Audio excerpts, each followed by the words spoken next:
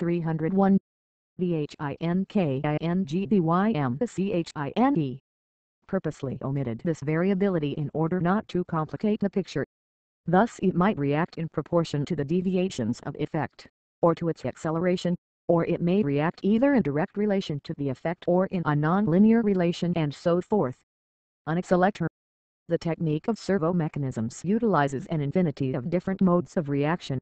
Specialists in servo mechanisms are able to calculate the most efficient type of retroaction for any one case, but they are necessarily confined to one problem at a time, whilst the homeostat attempts to solve a very large number. It chooses the type of feedback that will be efficient after having first explored the capabilities of a chance selection. This constitutes the fundamental originality of the system. The Onyx selector constitutes a highly specialized reactor to the feedbacks, which, receiving messages whose intensity varies with the size of the deviations, acts on the capacity and resistance factors in a random fashion. The homeostat is not obeying the variety of laws but groping for a variety of solutions. This really comes to the same thing, for though the direct recourse to various solutions seems to ignore rigid laws, the final and permanently adopted solution is that which ensures stability, for the obvious reason that instability implies change. All this is true for a single element of the homeostat. The Onyx selector, however, only gives 25 solutions, and the mechanism may very well find that this number is of no avail against the unpredictable disequilibrium that the external contingency, the experimenter, may cause. With 4 elements, however, it is a different story. The number of solutions at the disposal of the mechanism for dealing with contingent disturbances will be somewhere near 400,000. 302. The XHPYSHOMBOSTTENDFIFDHDEGREEOS Experience shows that this is sufficient, and the homeostat is even capable of compensating for an inversion of the polarity of the current. The homeostat is able to control the many determining factors both by retroaction and by various minor corrections of direction and amplitude.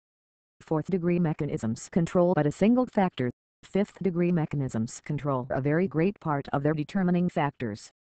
There is a gradation rather than a sharp division between the 2 degrees. The 5th degree, then, exerts a double retroaction, but it should be understood that the 2 factors outlined symbolize the entire deterministic system.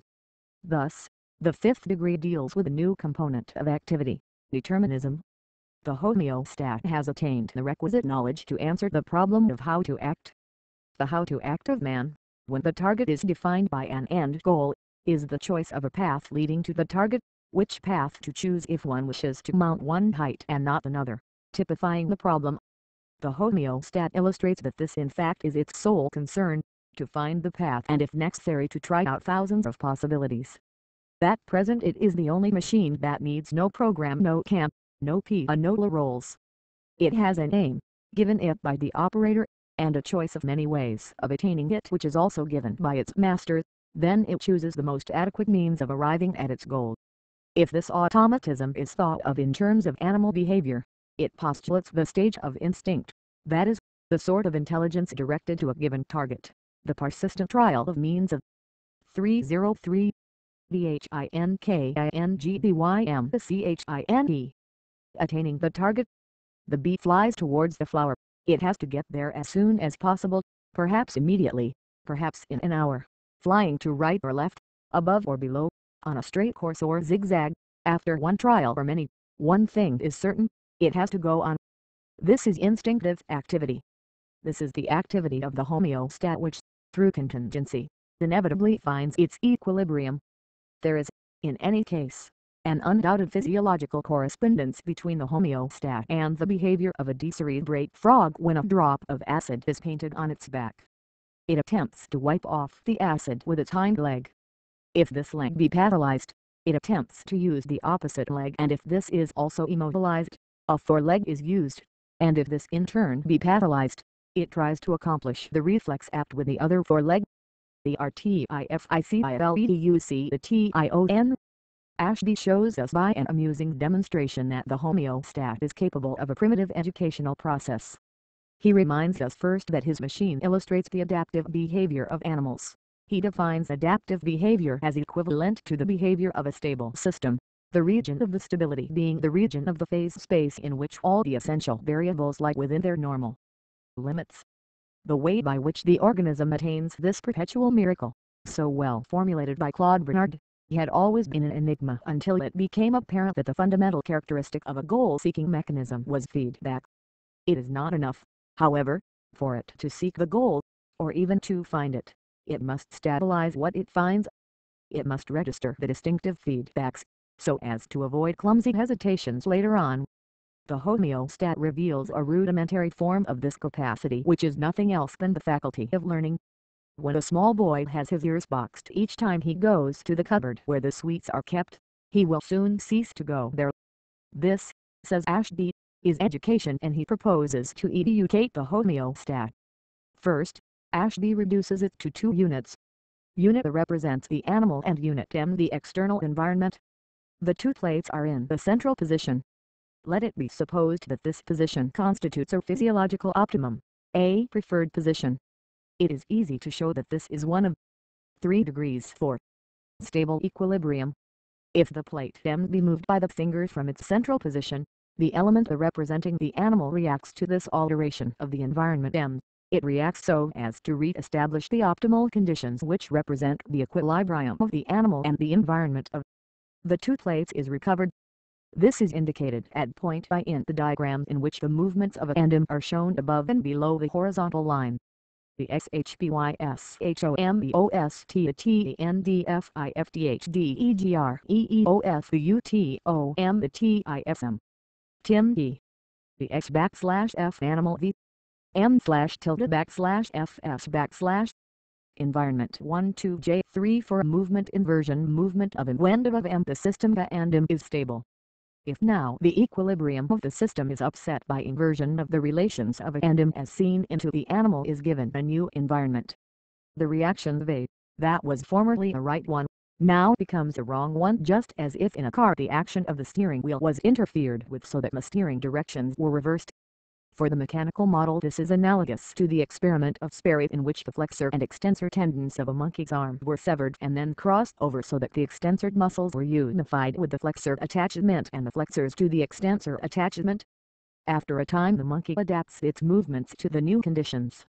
If we investigate the behavior of the machine, we find that the homeostat reacts vigorously to this interference and the plates are displaced further and further from the central position, which brings the Ionic selector 3 into action. The first, second or third reactions of the Ionic selector bring about a stable situation. If now the plate M is turned a little, for will so react as 305 BHINKINGBYM to re-establish equilibrium immediately. But this new way of reacting will be the reverse of the first, where we reacted to M by movement in the same direction. It now reacts by movement in the opposite direction. Or, as Ashby puts it, the animal has been disturbed from its equilibrium because it has been given an environment with an inverted reaction. It has been obliged to invert its own reactions to compensate for the external situation. The HEM, the CHINEDH, a TRECEIV, the SPUNISHMENT. Now that we are clear as to the mechanism, we can consider the third unit. The animal is now represented by a combination of 3 units. We may call S the sensory unit, E the unit which is to receive the training, and R the unit on which the external contingencies act. These external contingencies may be represented here by the human operator. Suppose the operator has decided that unit E shall be so trained that when S is affected by a stimulus in one direction, he will respond by a movement in an appropriate direction. Thus, if the plate of S is moved down, the plate of E is obliged to move upwards, just as if a small boy had been prohibited from approaching the cupboard where the jam is kept. In terms of the logical resultants, S is given a factor that can be adjusted. E is the factor that it is desired to train in a certain course of action whose deviations are to be suppressed. R is the factor on which the feedback reacts, conveying a message of deviation. The operator is the feedback and his will determines the plan of action of the whole system. In 1 pound let us assume a stimulus S, with resultant slight displacement of the plate downwards. E also will move downwards and therefore wrongly. E has behaved badly, this movement is forbidden. The operator corrects the element R by giving it the blow, just as one would smack the naughty child. The disapproval is manifested by a vigorous displacement of the plate R. This results in the engagement of the onyx selector, causing a modification of the total organization in the direction of equilibrium. To determine whether training unit E has learned its lesson, a new push is given to plate S. The movement of E is again in the wrong direction is seen in 2 pounds. A second punishing displacement is administered to E through R, and again the onyx selector engages, bringing about a new equilibrium. 306. In S3 another stimulus is given to S, and this time he reacts by a displacement in the opposite and desired direction, and now no further displacement of the plate will be necessary. To make sure that E has really learned its lesson, the fourth stimulus, 64, is administered to S, and it will be seen that E now gives appropriate displacement. In 5 pounds the plate is now moved in the upward direction, and the well-trained E responds by a downward movement.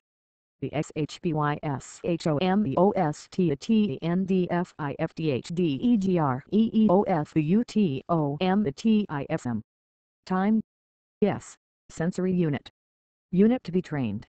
S2. Tilde \F \R or ________ element on which deviation acts. First punishment, second punishment, and engagement of onyx selector of onyx selector. The training or education, therefore, amounts to this: the wrong response acts on the internal mechanism of the effector unit until it has so modified it that the response is no longer wrong. The principle is equally valid in the case of the animal that learns at the expense of its own experience not to get burnt, or the beaten child that acquires an appropriate condition reflex rendering further beating unnecessary.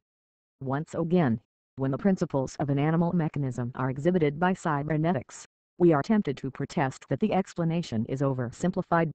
The truth is that although neural mechanisms are appallingly complex, they may nevertheless react along fundamentally simple lines. DSIGNFORBREIN. The paper in which Ashby communicated the essential details of his homeostat was published in a Serious Technical. 307. THINKINGBYMCHINE Journal. 1. Nevertheless, it bore the highly sensational title, Designed for a Brain. This must not be taken as evidence that an exceptionally stable and thoughtful scientist has been infected with journalistic exhibitionism. Ashby is convinced that the mechanism that he has created marks an advance in our attempts to understand cerebral activity. He believes that the homeostat really exhibits some activities shown by the brain, that it exhibits the power of the brain to govern itself, correcting every deviation from an optimum mean and, above all, the brain's power of seeking this goal by a great variety of methods. 8. Power that had hitherto been assumed to be beyond the possibilities of machinery. It may well be as if the homeostat and the machines that will one day follow its lead have any practical utility. At first sight it would not seem so. Grey Walter, who sees Ashby each week at the Burton Neurological Institute in Bristol, for Ashby also directs the research department in this institute, chaffingly defined the homeostat as a machine designed to do nothing. This criticism might seem to have some validity, but the answer is that mechanical novelty has resulted which can link up any conceivable factor with a fixed goal by way of complex paths and connections whose formation is due to the fact of the linkage itself. The homeostat works through the exploration of possibilities and the sifting of eventualities. The machine itself cannot know the best solution of its problems, so it tries either systematically or at random, all possible solutions. If one day a bridge or chess-playing machine became an actuality, it would be a descendant of the homeostat. Its effects are not determined, they are the effects of organization. It is the goal-seeking effect, in this case victory, which steers it. The machine is confronted by n possible actions. It explores the end actions. Each one of them may entail m thrusts, of which each is susceptible to multiple parries. The machine explores each series of actions and indicates the series that may lead to success. It may even compare the length of the indicated series with the importance of the game and eventually it may perform the action that is most certain to succeed. Electricity enables the machine to deal with all these. Entry 1. Electronic Engineering, December 1948. 308. Gades. Just as water from an underground source always finds a free outlet, and moreover the shortest path, avoiding obstacles, detours and barrages and the dangers of soil absorption, so the electric current chooses the shortest path. The best path for the current will be that which it will find permanently open for it, just as the chosen course for the river will be that which has the least obstructions. Like the machine, the torrent does not know which path to take, but it invariably follows the one offering the least resistance. Whilst we may admit that an electric current will seek and find the best among many possible paths, we still find it difficult to admit that thought can only proceed after similar gropings. We assume that it knows whither it is going. The apparent clumsiness of the solution offends us. We will not allow that thought scans all the horizon before it settles on the obvious path. Still, if we think of it, imagination really implies such action, and likewise scientific hypothesis. It is the slowness of the reactions of the homeostat that makes it difficult for us to regard the exploration of eventual possibilities as a mechanism of thought. We see the homeostat hesitate. We see it explore a number of solutions one after the other, and we find that this takes too long. The explanation is simple. The homeostat is an electromechanical device. It is a machine that is retarded by the inertia of its mechanical elements. If it were an electronic machine and explored in each second as many possibilities as the scanner on a television screen, and if it gave its decision in a few seconds, or if it could find the correct move in a game of chess no more slowly than a human player, then we would be unaware of the mechanical action. The invisibility and the instantaneous nature of the electronic phenomena would preclude this, and we should have little difficulty in accepting this process as akin to that of thought. If we conceived an electronic homeostat in place of an electromechanical one, the mechanism that would equilibrate, not moving electromagnets, but voltages, our viewpoint would be changed. If such a machine were found to deliver a rapid judgment on a very complex problem involving the exact balance of for and against, it would be easy to believe that its processes resembled those of the human brain. Ashby has realized such a machine, which he terms the SHPYSHOMBOSTTENDFIFDHDEGREEOSBUTOM 39 THINKINGTHINE Dispensive and multistable system, DAMS. In this there is no visible movement, nothing but electronic reactions. Only voltages are measurable. Equilibrium is achieved, not between metal needles with inertia, but as the voltage between different units. Variations in voltage are not retarded by any inertia of practical importance. Such a system is designed to have 100 units instead of the 4 of the original homeostat. It is a question as to how many different organizations will enter into each element. One can imagine the prodigious number of possibilities that such a machine could review in the same time that a man would take to develop the main thread of an argument. The new universe that would be created by such machines consisting of thousands of units is hardly conceivable. But Ashby already considers that the present DAMS machine is too simple and is planning another with even more complex action. Unfortunately, its construction would be an extremely costly undertaking and is not to be envisaged for the present. It may be that some cooperative alliance between binary calculating machines and machines of the DAMS type is possible. It would seem to be a natural sequence to integrate fifth-degree mechanisms with the complexes of machines with receptive units and servo mechanisms with retroactive regulation. The resultant machine would have advantages over human intelligence such as can scarcely be imagined. TOW Hardy SMBCHINEGOVR and MBNT. Ashby is not the man to let his imagination run away with him. On the contrary, he is a most sober scientist. Yet, all the same, he tells us of miraculous machines that might govern the world. His sole proviso is that they will only become actualities in a distant future. The present homeostat achieves equilibrium between contrary and independent urges that are only those of electric currents, but it may be that in the future, instead of feeding the machines with abstractions, they will deal with concrete problems. Such machines will undoubtedly find appropriate solutions. All that is necessary is to present the problems in the shape of electric data. The machine of the future, says Ashby, will be able to explore domains far too complex and far too subtle to be envisaged by human intelligence. 310. After the calculating machine will come the machine for weighing the pros and cons of a situation, the intelligent machine. Ashby alludes above all to economic and political problems which often baffle the expert. For example, in order to fix the price of butter, the authorities have to consider a number of things: the net cost, the volume of productivity, the purchasing power of the consumer, the policy of the producers, the wholesalers, the retailers, the demands of political parties and trade unions, the requirements of international markets, and c.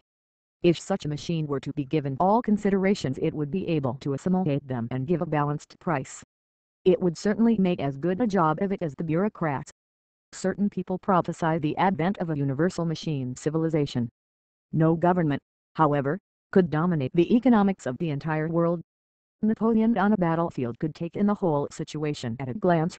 Nowadays military commanders are overwhelmed by the extent of their field of action. When it becomes a question of governing mechanical continents, even the greatest genius fails to grasp the entire situation.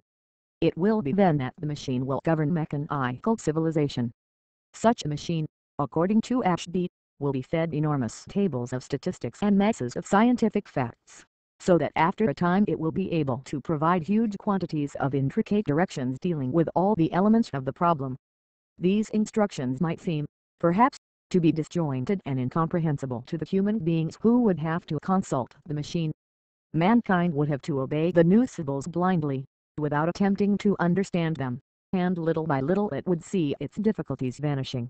The interplanetary government of centuries to come will be represented by a body of experts under the guidance of Fine-Toulouse machines. The machines will govern the experts who made them, and the experts will govern the masses in the name of the sacrosanct and infallible machines. Even H. G. Wells did not foresee this.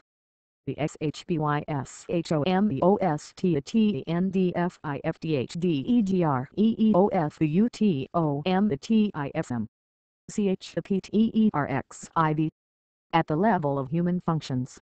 WH the T limits the machine's capabilities.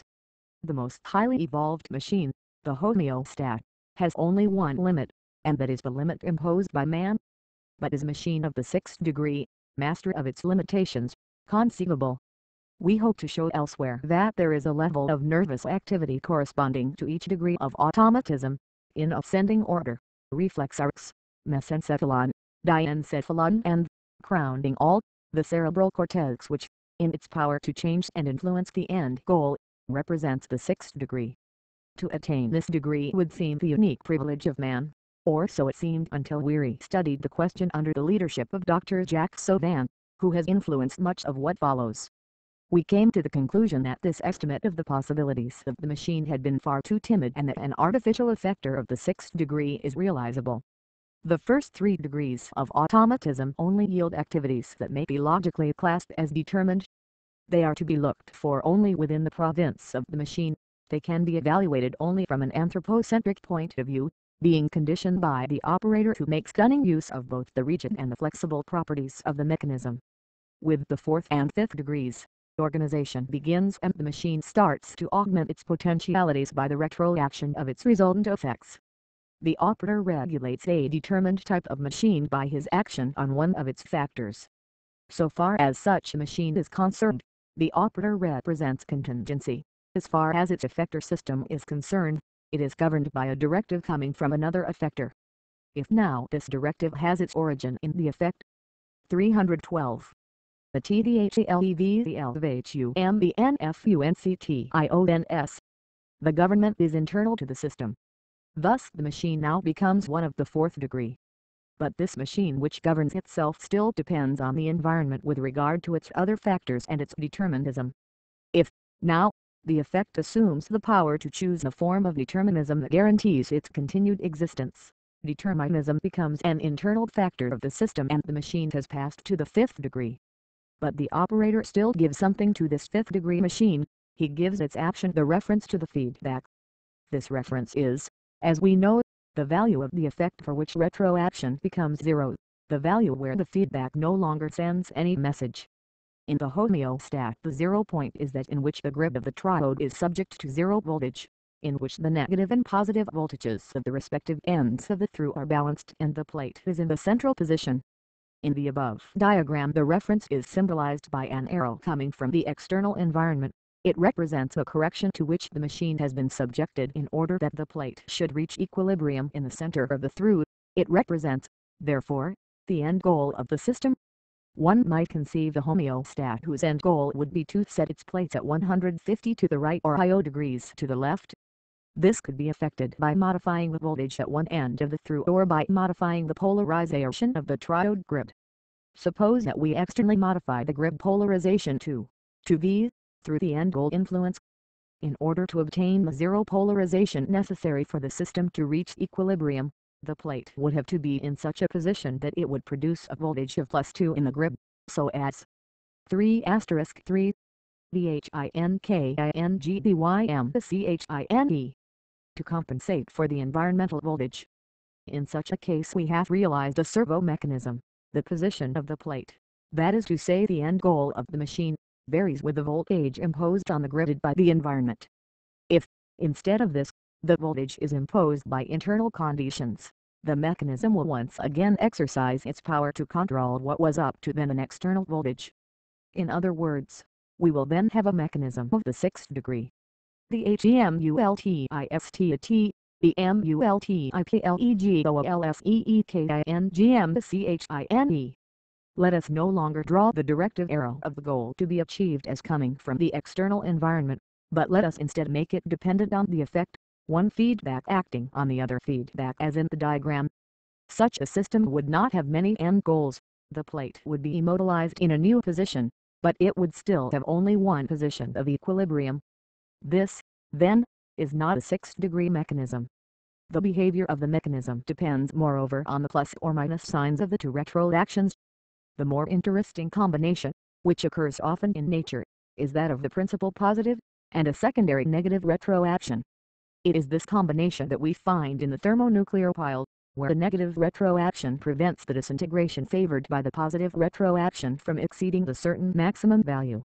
The retroactive effector whose reference depends on the effect itself does not give a mobile end goal, it merely displaces the fixed point of its goal. Thus, under such conditions, the sixth degree is apparently inconceivable.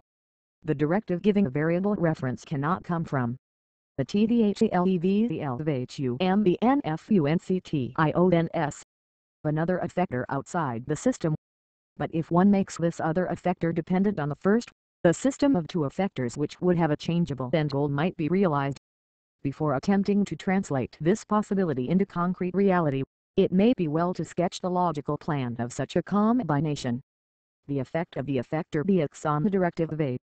This influence would be contingent to A if B were independent of A. However, the directive reference of B depends on the effect achieved by A. We have now created a closed system with two effectors. Practically, the number of effectors could be thus combined. In the homeostat, a multiplicity of effectors creates a complexity that is indispensable for our imitation of vital functions, but the logical plan of the fifth degree is conceivable with a single effector.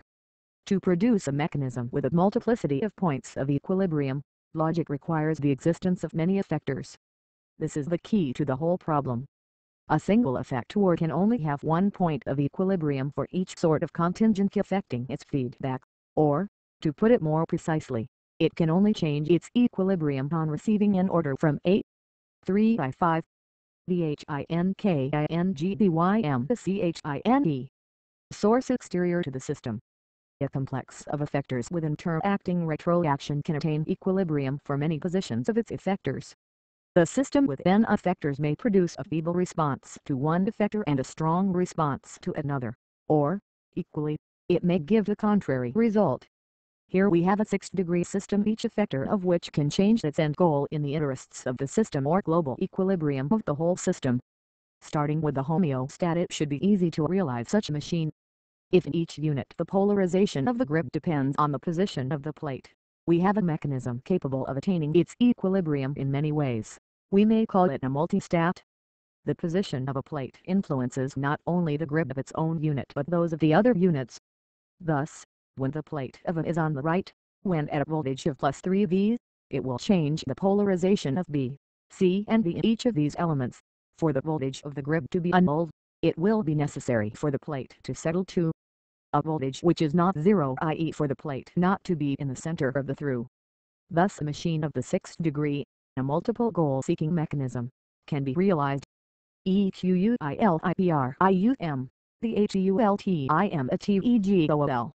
An argument that might be urged against the foregoing is that the end goal of the machine has not really been changed. Since this machine tends constantly to annul its retroactions as ultimately it always has the same end goals, that is, to annul the voltage on its grids.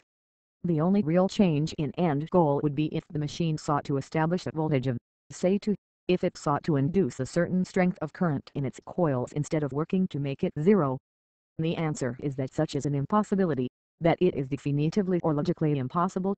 No mechanism operating by negative retroaction can tend to give its messages a fixed value differing from 0. There is a supreme goal common to all these systems, the search for a state of equilibrium. This might be termed the final cause of all things if were not that this term has a special meaning. For all this, it really is a case of final cause of an end that takes account of all that tends towards it. 316. The TDHELEVTLVHUMBNFUNCTIONS. This tendency to equilibrium which governs the universe may be designated as the ultimate goal. This idea of an ultimate goal is common to all effectors or effector systems. It is the search for equilibrium between the effects and the internal and external factors that give rise to these effects. Even positive retroactions tend towards an equilibrium. But their point of equilibrium is infinity. It can't never be attained because sooner or later one factor will act as a brake upon it. From now on, it should be easier to grasp the hierarchy of effectors and to appreciate the true significance of their various levels. The effectors of the first 3 degrees attain their ultimate goal because of retroaction affecting one of the factors, or, in the case of positive retroaction, they continue to seek it until they reach the limiting level for this particular retroaction. The effectors of the 4th degree attain their end goal by means of a retroaction applied to one of the factors, or when the retroaction is positive they continue to the point where this retroaction will be limited. The 5th degree factors act in the same way as do those of the 4th degree, on the totality of their factors. The effector complexes of the 6th degree are profoundly different from the others. The superior equilibrium is found by the aid of multiple states of disequilibrium in simple effector systems. Here we reach the level of higher animals. To anyone who maintains that a certain machine is an artificial brain, we may reply that the brain itself is a 6th degree mechanism. The regulators of the 5th degree may modify a factor in order to maintain their state of equilibrium. At the 5th degree the homeostat changes its program in order to maintain its state of equilibrium. At the 6th degree, both a multistat and higher animal modify some of their multiple activities in order to attain their ultimate goal. They adapt their program to their results. This is a true type of human mechanism, to act according to one's means, just as much as to adapt one's means according to one's ends. It might be said that the god of machines endows them with the means to attain their final goal, to find their equilibrium. The multistat and the higher type animal have the choice, or it may be called liberty to reach their goal through many diverse channels. When an organism acts in any fashion whatsoever, it invariably does so. 3W VHINKINGBYMCHINE in order to attain its equilibrium, its ultimate goal. But this difference would cease to exist after the birth of Machinella Doratus. The crucial word liberty has been introduced. The hierarchy of effectors dealt with in this book may be interpreted as the conquest of liberty. A completely determined effector can make no choice. It is only a predetermined effect that is sought by its factors. Liberty does not exist here. At first an organic effector acquires a certain degree of liberty with respect to a certain factor and later on with respect to its predetermined program. An effector with multiple points of equilibrium reaches a much greater degree of liberty. The effect by which it attains the ultimate goal is not predetermined for it. The most surprising fact in all this is that it is achieved by very simple means. If 2 results are coupled head to tail, an internal activity has been given to the effector which will necessarily be freed to that extent from the influence of the environment. This diagram simply represents a retroaction where such factors as are not implicated in the closed circuit represent contingency. To attain the 6th degree of automatism, 2 of these retroactive effectors have been selected and coupled head to tail. See diagram page 315. This is why nature is not a matter of chance, and why living organisms attain that persistence of internal equilibrium which Claude Bernard recognized as the mark of their independence in face of external contingency. This cardinal secret, which has been alluded to so often in different guises, has never been thought of in such simple terms. An effect becomes more or less independent in the degree to which it acts upon itself. Stephen Pascal, the contemporary logician, using very 318 the TDHELEVELVHUMBNFUNCTIONS different ways of approach, appears to have arrived at a similar conclusion. He postulates the principle of antagonism which he claims to be the key to the universe, in fact the universal key. Lou Pascal, in a number of books one claims to have demonstrated a fundamental dualistic contradiction. Every phenomenon tends to resolve itself into a duality, an analytic opposition of a logical contradictory nature. In each phenomenon is implicit an antiphenomenon which is essentially united to it. This contradiction would appear to be the second functional accompaniment necessary to all organisms. Some discussions between Lou Pascal and the author convinced both of the fundamental convergence of their views. The logical analysis of the principle of contradiction claims that the absence of contradiction in any phenomenon is inconceivable. The logic of effects and the law of dual function when applied to concrete events show that the absence of multiple functional relations would give us a universe of pure contingency, the universe in no sense of atomic and astronomic balance, in fact an alogical chaos, to use a term that emerged from our discussions. Thus it would appear that liberty, henceforward, may be assumed to be a logical idea. It is an idea subject to progressive development whose final realization is inconceivable. The degree of liberty of a system depends on the degree of independence that it can maintain against contingency. Liberty, however, is powerless against the ultimate goal of equilibrium inherent in all systems. Complete liberty would entirely free the effector from contingency. The effector would then be able to do anything, but at the same time it would not be free, for freedom is not an absolute idea. It is only conceivable in relation to the external circumstances which it can overcome. As far as entropy is concerned, it can have no other meaning. In short, liberty is something that must show itself by empirical proof. The HE organism INTEGR ATVSWH the multistat has to prove its degree of liberty by its reaction to external circumstances. One might imagine that the only dualism antagonist Detlef Exigences Historiques des Esprits 1935. Essay d'une nouvelle Fierie de la Connaissance 1936. Logique et contradiction presses universitaires, 1947. Les principes d'antagonisme et la logique de l'énergie Hermann, vertical line 950, 3*9. THINKINGDYM Experimenter could subject it to contingency in the same way that the homeostat can be made to show its freedom from determining factors when subjected to interference. On the other hand, it can be thought of as an autonomous engine, which, like the tortoises, explores external contingency and seeks equilibrium. Such a machine would not only free itself from its determined program, but also from reference to its feedbacks. Whilst the tortoises have the power to attain their equilibrium in a certain situation only by means of a single type of activity, the multistat would have many and, according to the degree of complexity incorporated in its design, it might have countless numbers. In its explanatory diagram no arrow could impinge upon it from the external environment without being controlled.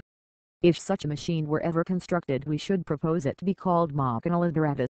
Such a machine might be thought to be, and indeed must be, a veritable menace. M. Liberatus could obviously not be constructed from a homeostat. The troughs filled with liquid and the delicate plates would not be practical for the movements of an autonomous engine. Some entirely different device for electric equilibration could give the same performance. But we do not propose to describe such a machine at present. Here we shall confine ourselves to an analysis of the functions that such a machine should possess to serve as a cybernetic model of nervous activity. This, in fact, is our aim, not to deal with the more or less anthropomorphic automaton, nor even the scientific toy, but with an instrument for research. The fact that such an electronic model of mental function is contemplated must oblige us to investigate and explore mental functions. The desire to understand the mechanisms of thought may well seem somewhat fantastic, but to study them by means of cybernetic models, as we propose to do, is an immediate possibility. To extract the full significance, it is not proposed that any particular type should be described, but that only the general principles should be dealt with here. 1. The hierarchy of organized mechanisms is built upon the principle of emergence which is dear to George Matisse. Anything 1 in our book entitled The Ahn Ben Equations, which is in preparation, We propose to envisage its construction and to bestow on it functional ability just as the statue of Condillac was progressively endowed with senses. 320. The TDHELEVELVHUMBNFUNCTIONS.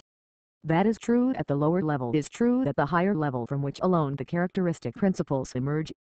The Klineman only organizes a determined effect. The homeostat only establishes effects that are already organized. The sixth degree is only conceivable as a product of the other degrees. The nervous system might appear to be a similar hierarchy. We seem to be logically compelled to envisage a system of nervous hierarchy. In order even to plan the mechanism of such a model we have to envisage a logical scheme of living organisms. It is much the same problem as that which we encountered when dealing with the tortoises to assess the logical order of the mechanisms that explore the environmental contingency. All animal activity is retroactively organized, and yet numerous nervous mechanisms can be dissected without the least trace of the retroactive circuit. It seems that the feedback is generally developed in the external environment, outside the living organism. It has already been said here that such a feedback is external and that it is an essential part of sensory mechanisms. External environment. Internal factors. These mechanisms may be activated by internal factors and by the external environment in the degree to which it can be perceived by them. But, in activity, they modify their relation to the external world, and this implies modification of their receptors. The retroaction is established which tends to maintain of the effector. 321. THINKINGBYMCHINE. The certain equilibrium between the environment of the living organism and the organism itself. This is precisely the feedback regulation of movement that was the early cyberneticians studied in order to construct an AA gun capable of correcting its aim.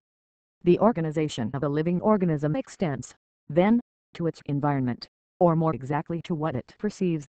The perceiving being is limited only by its senses. Whatever it perceives is part of its system. The fish considered in isolation is a non-existent entity. What exists is a fish maintaining its equilibrium in the water with its varying currents. The living entity is in continual movement, it is in the state of constant flux, since it forms a whole with that on which it acts.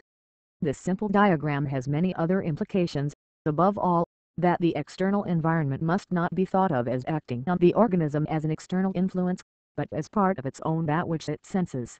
The infrared universe of certain photographic plates and the olfactory universe of the sporting dog are not ours. Contingency is not imposed on the organism by the world in itself, but by the discontinuous spectrum of the senses that perceive it. It might be thought that if this diagram is true, it is not invariably so, that it is possible for an action to be determined by the effector alone and not linked with a retroaction. Certainly, simple reflexes are not only capable of modifying the relations of the organism to its environment, but even to the very conditions that triggered them off. Thus, when the pupil contracts, it affects the relation of the organism to light. When a dog barks, it is in order to frighten off the marauder that alarmed it. When a protozoan contracts in response to an acid stimulus, it diminishes the noxious stimulus of the acid which had caused it to contract. But, still, such unorganized activities will occur as rare events and will generally be evidence of some internal disturbance. Activities are, as a rule, organized so as to deal with contingencies in the interest of the organism. This, then, is the key to the whole question of adaptation of activity to the situation that arouses it. Animal actions, to be useful, must be a link in the retroactive circuit. All animal activities participate in retroaction involving the external environment, for they are all awakened by perceptions of environmental events and all affect. 322. The TDHELEVELVHUMBNFUNCTIONS. The relation of the organism to its environment except those that we may study as examples of instinctive behavior. We may now enumerate the logical requirements of Machinal apparatus, the machine that we discussed with Dr. Jack Savant. At the periphery, there will be end organs establishing contact with the external world, both sensory and motor organs. They represent, respectively, the point at which the feedback becomes external to the material limits of the machine and the point at which it re-enters these limits after being actuated in the environment. It is clear that in such a construction the effector must be accessible to an effect of its effect. As we have already pointed out, The retroaction is to be thought of as a closed chain of effects succeeding each other, and to no one of them should primacy be ascribed. We may now consider a scheme such as the illustrated in the following diagram, in which the organs of sensation, the nerve centers, the organs of activity and the related world, are interconnected by stimuli, by nerve impulses, by activities and perception, and in which contingencies may influence any of the effectors, but above all the nerve centers and the environment. In the forthcoming book L'Homme Equations, it is proposed to deal with animal behavior, with this diagram as a basis, on lines parallel to those of the Bush differential analyzer, which Louis Kufein believes to be a model of the nervous system. All animal behavior might appear to be a search for equilibrium in a retroactive circuit when equilibrium is disturbed either in the internal or external environment. Differential 323 BHINKINGBYM Messages in the circuit have a tendency to annul one another in order to arrive at a stable equilibrium. A study of the most modern calculating machine leads us back to the physiology. External contingency. Internal contingency. Of Claude Bernard, all activities, no matter how varied, have only one aim, that of ensuring the constancy of vital conditions in the internal environment. To return to M. Liberatus, it is possible to modify a scheme such as the one below so as to emphasize the ambivalence of the passive and active relations to the environment. An effector. The passive organs receiving messages from the environment might be microphones, photoelectric cells, thermometers, and each would transform some essential quality of the environment into electric qualities or, in fact, into sensations. The active organs may be just as varied: motors, turning wheels, the mechanical arm which may turn and stretch out, the dual system for cooling and heating which regulates the internal temperature, and all these organs, facing outwards from 3 to 4. The TDHELEVTLVHUMBNFUNCTIONS, the machine, constitute what the neurologists would call the peripheral system. The level of the elementary reflexes. The inferior level is that of absence of liberty, imposed perceptions and reactions. The degree of variation in the external environment gives rise to a certain logical effect. Thus, the diaphragm of the iris contracts if the light is too bright, escaping from higher control. This is the lowest level of the nervous system, that of the spinal cord, of simple reflex arcs. It might appear that here is a state of pure determinism. However, this is not so, for the reflex, by its occurrence, modifies the environment which evoked it. The iris diminishes the entry of light. An alarm signal will drive away the intruder who touched off the mechanism causing it to sound.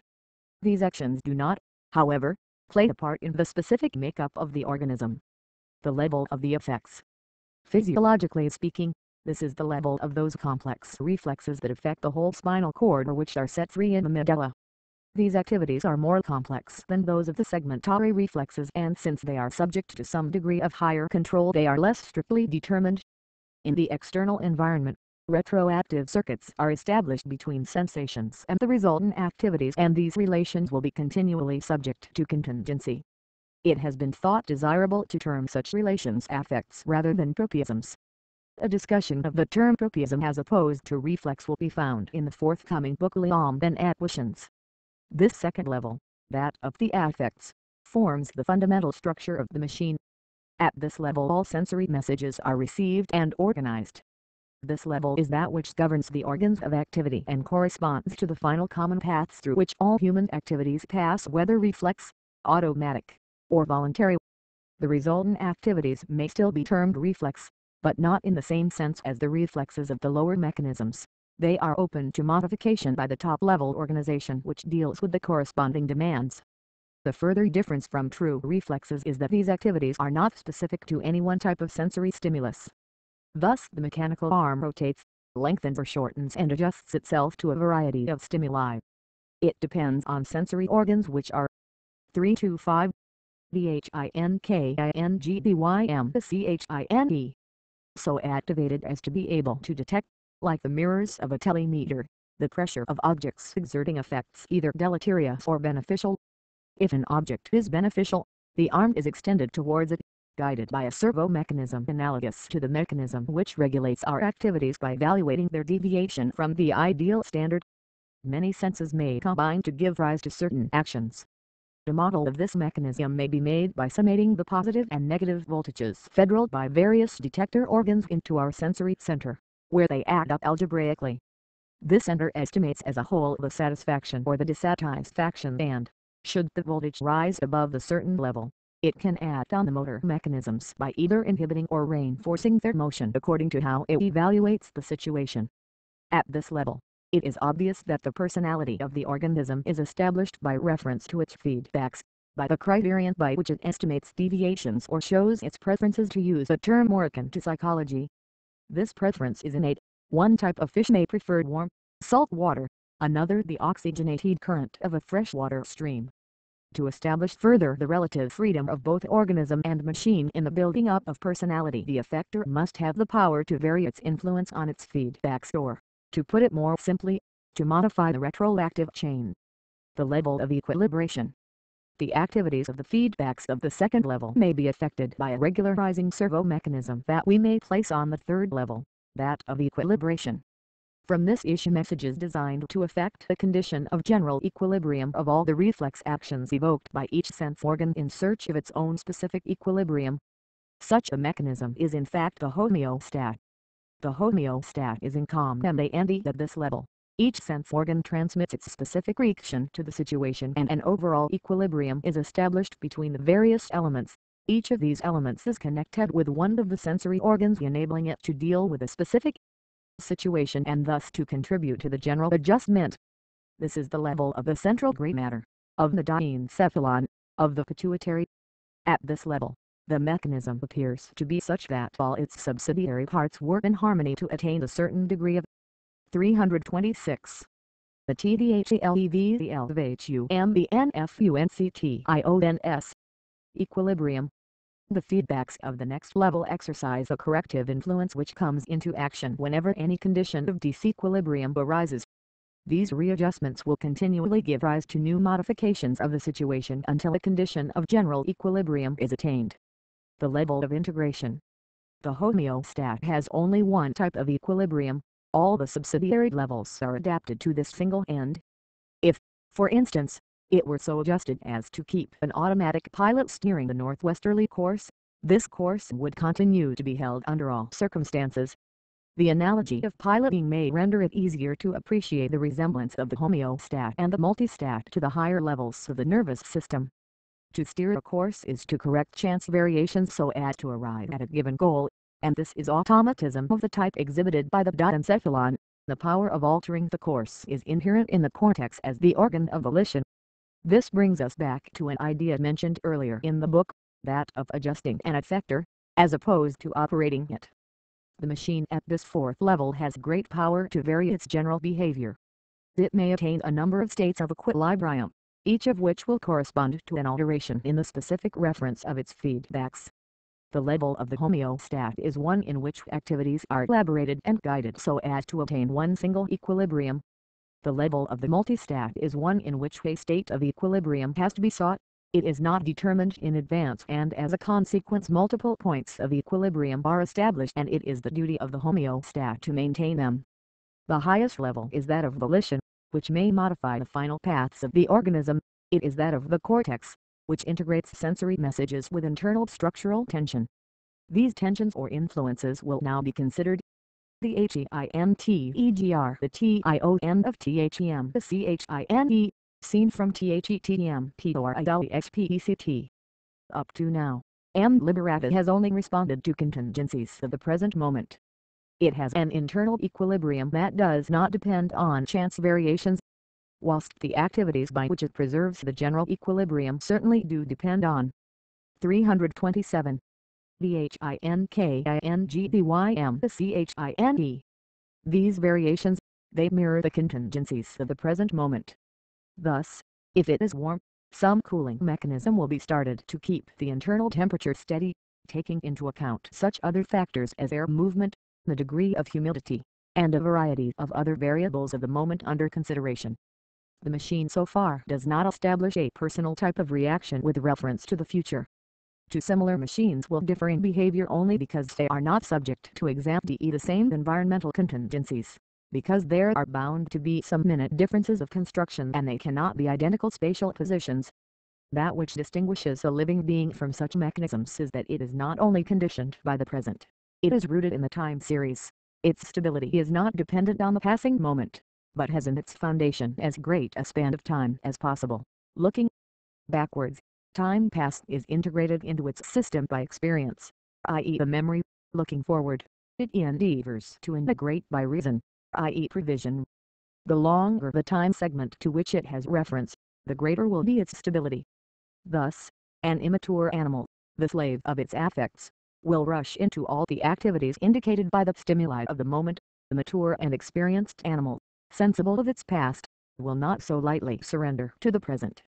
A philosopher or a mystic who sees far ahead of the present and looks forward to the future, may even become insensitive to the claims of the moment. The greater the temporal period integrated by the effector, the less it will be at the mercy of contingency. This may be formulated as a law in more abstract terms. Such a sixth-degree machine will utilize both memory and logical thought processes. Memory is not necessary for a mechanism of the fifth degree. One might almost say that if a homeostat were endowed with memory, it would find the gift of little value. Possessing a rich experience, it would have little incentive to seek out solutions to its problems. They would be set out for it by the program that it had made for itself. But for the sixth-degree machine, memory is indispensable to save the effector from becoming the plaything of immediate circumstances. In the fifth-degree mechanism, if there be apparent choice. 328. The TDHELEVHUMBNFUNCTIONS. It is subject to a predetermined goal. Such a choice might be implicit in the question, how can I climb to the summit which represents my goal? If the climber has no memory when he seeks a way up, he is likely to injure himself on the rock face, just as we see an insect endeavoring to reach its goal by an impossible route, slipping back time after time. If, however, the climber has not to decide on any particular peak for his ascent, it is obvious that the absence of memory will now prejudicial HEWULDH of EE to climb B several mountains in order to discover which was the most favorable, without ever finding out until he had reached the top. Each would have to be tried in turn, and only at the end of an attempt could he decide whether or not the mountain was dangerous, and even then he might descend and climb up the same mountain again and again. In the case of Macchinal and Barada, the memory mechanisms will register failures and successes and will assess the value of the circumstances responsible, but they will not be free to annul the messages due to these circumstances, nor yet greatly to increase their potency, so that the decision that they bring about will not invariably obtain under other conditions. Reason intervenes to the same extent as memory. Binary calculating machines can put it into practice. Thus the complex of mechanisms attached to an AA gun can determine where the plane is most likely to be in a certain number of seconds, when it has as data its present position, its course, its velocity, and the probability of this or that reaction on the part of the pilot. The reasons on which we found our activities may appear to be attempts to enlarge the temporal factor that allows us to avoid the collisions and obstacles of immediate contingencies in order to prevent us from deviating too far from our state of equilibrium. If it be supported by both memory and reason, the mechanism can considerably enlarge its field of action, but all the same it will be separated from the living organism by an impassable gulf. It will only be capable of governing its activities by its own experiences. If animals had nothing but their own individual experiences to guide them, they would all die before they could ever amass enough to make use of them. Insects with the shortest lives know what they have to do, and they know it by instinctive processes. 329. THINKINGDYMCHINE. The only way to understand instinct is to conceive it as a memory belonging to the species, a memory rooted not only in the past of the individual but in that of all of its ancestors. Here we are beyond the sixth degree. The effectors of the sixth degree come into possession of instinct at their birth or their creation. M. Liberator receives it from its constructor. One or other of its elements of equilibrium will once and for all be either favored or rejected. The given event will be followed by an ineluctable response.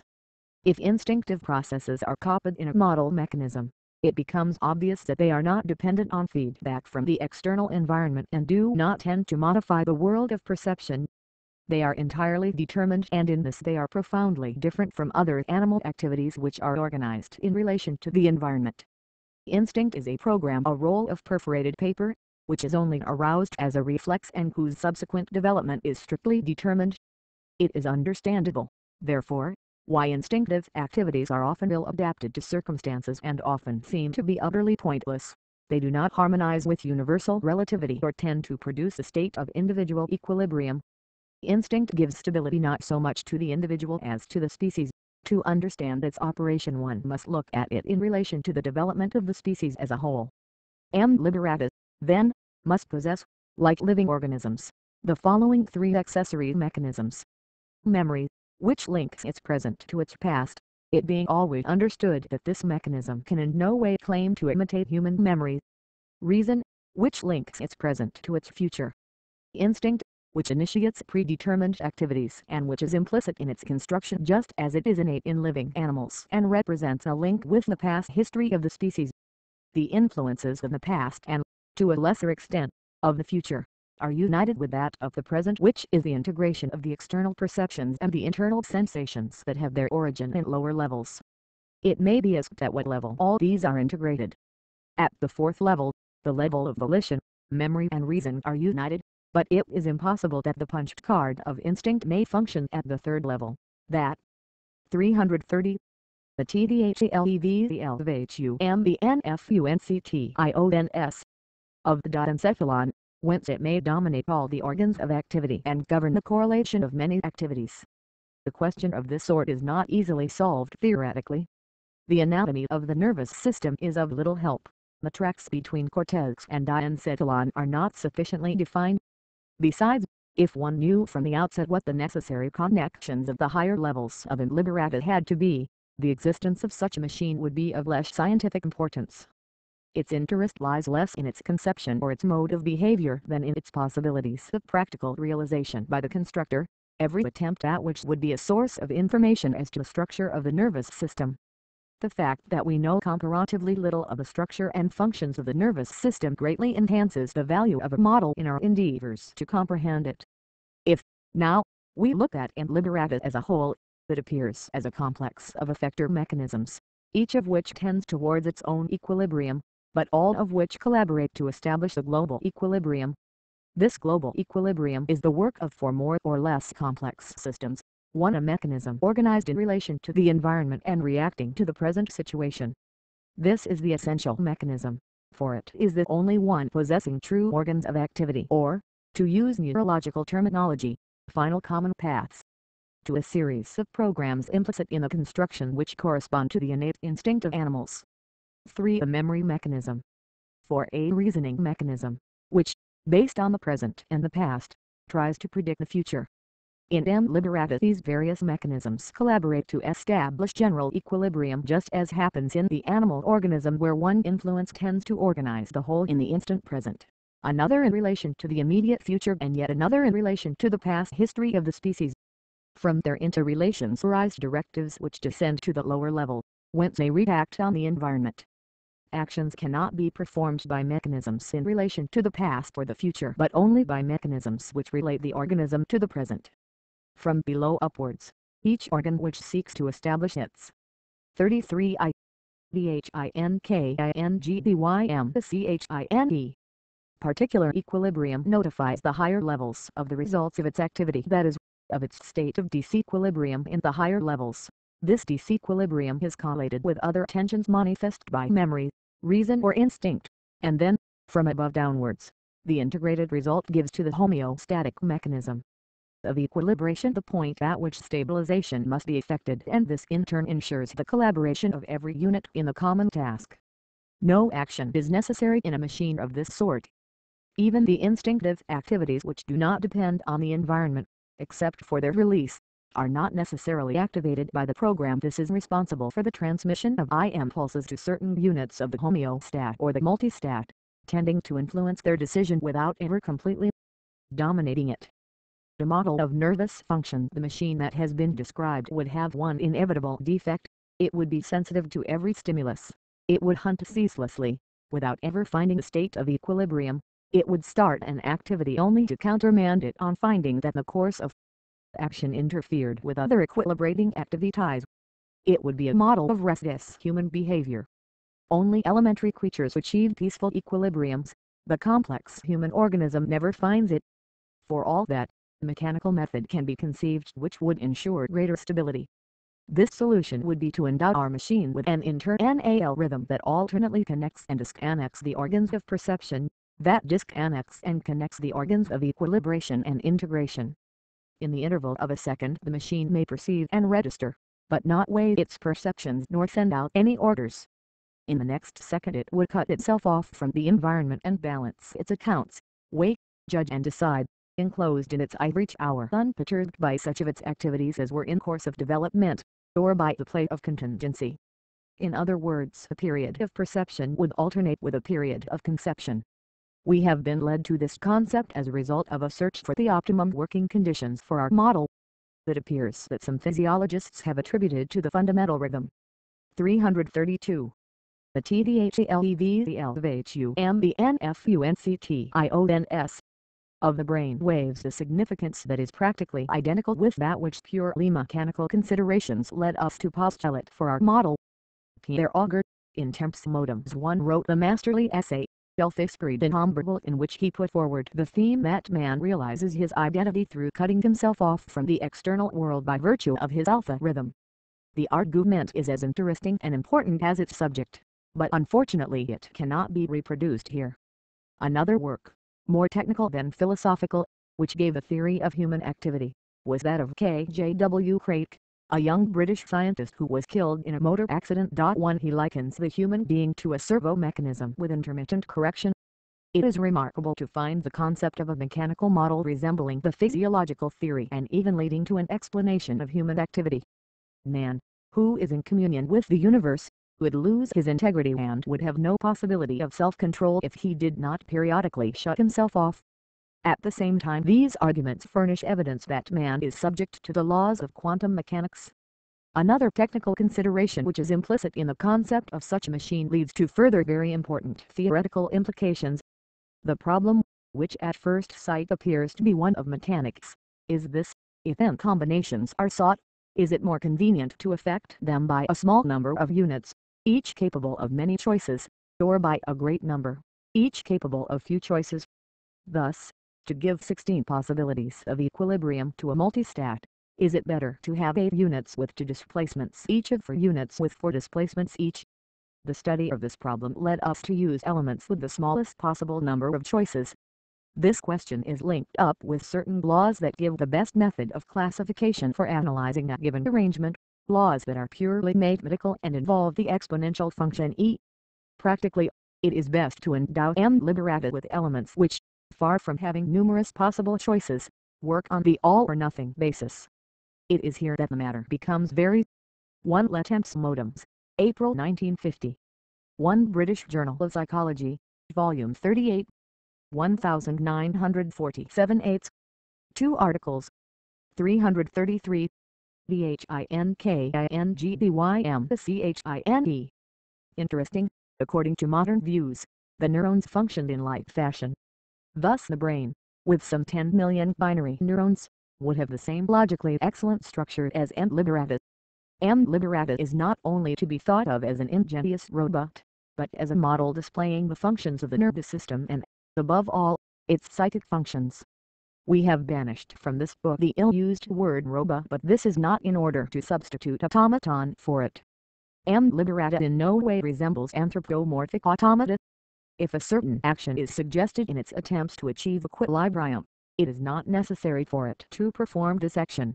The only action which it might perform would be to activate some ancillary mechanism which would produce the same ultimate effect. Thus, in order to obtain food when its arm touched the object that would satisfy its appetite, a simple tripping device would supply the machine with the current of its internal accumulators.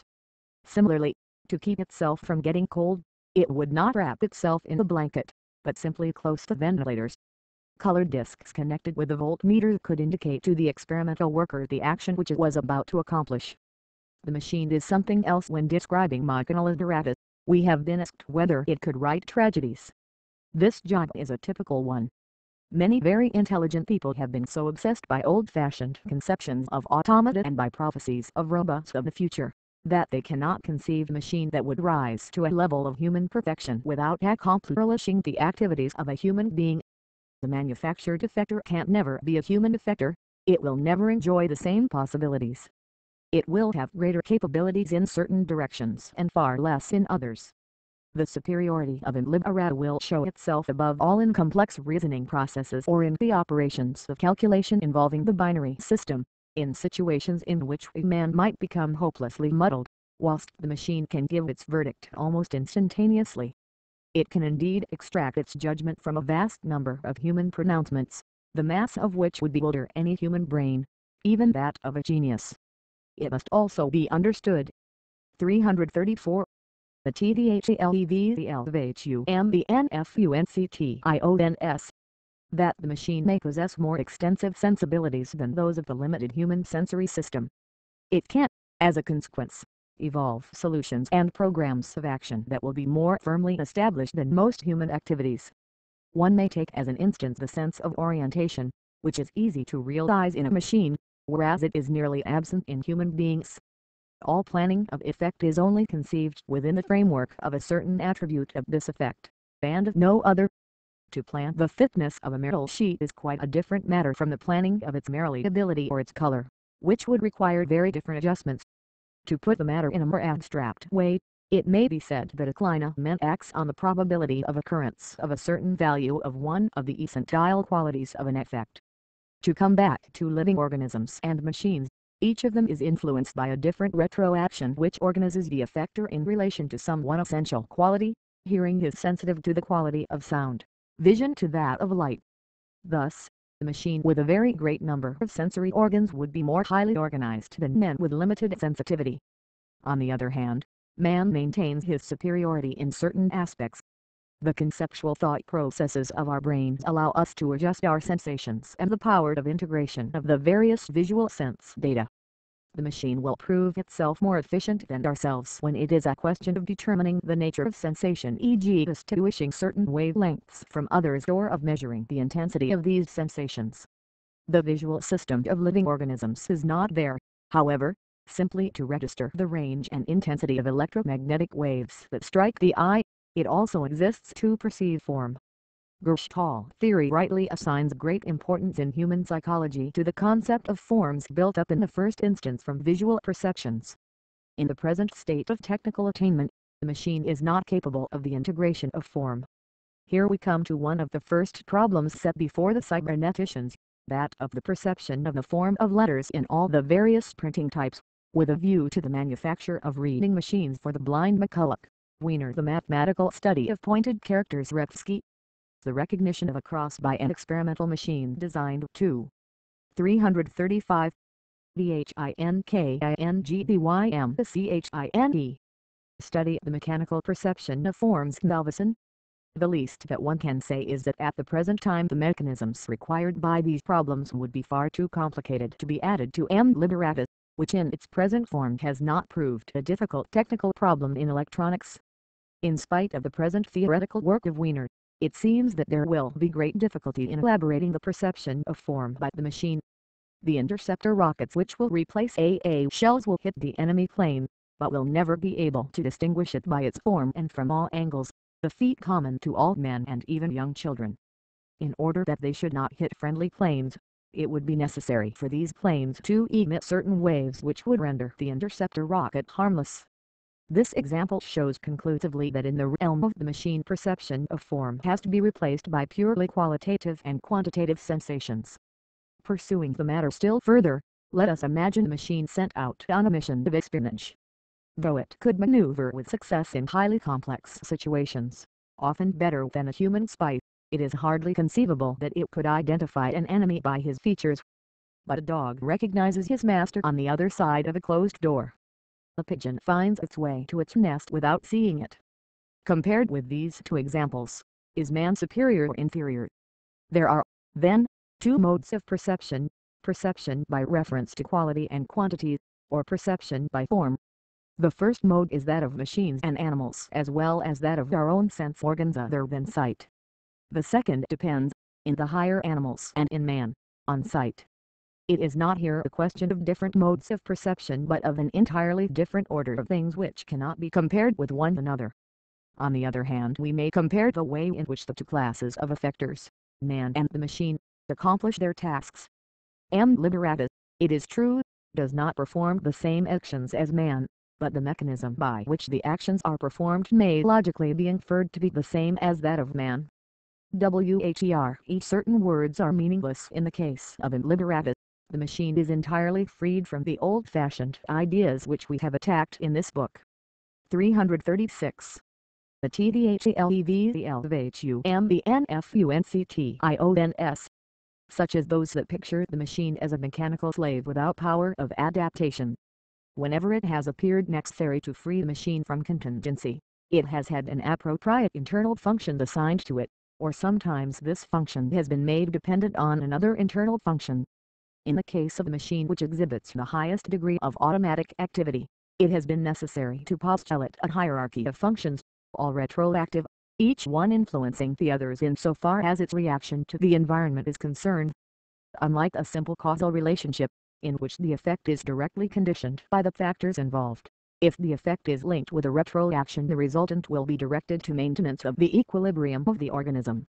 It would then appear that the whole activity was guided by some immaterial force acting in the interests of the final goal of the organism. This immaterial force can obviously never be sensed, nor can it be evidenced by examination of the brain or its components, although interference with the neuronic mechanism leads to its destruction.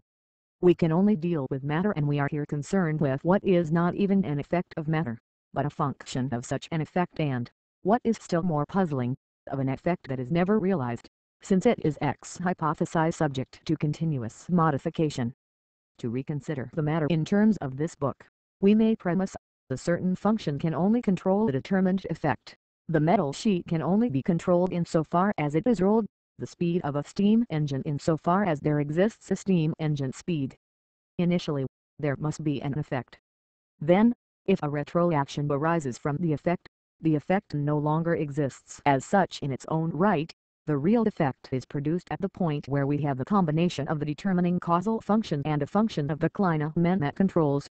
The clinamen, which tends to its own goal and which imposes a new quality on the material effect, corresponds to that which has been defined in many loose terms and which in particular has been called a spiritual force.